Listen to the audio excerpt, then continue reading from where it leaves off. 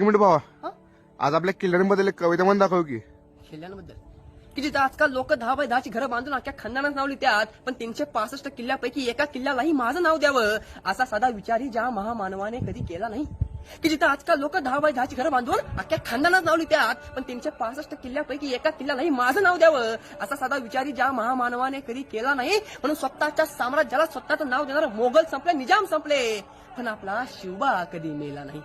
पण दादा हो, आज लाज वाटते मला सांगायला की आपले हेच किल्ले शत्रूच्या तोफांमुळे नाही, तर आपल्या लोकांच्याच मस्तीमुळे तुटले तो.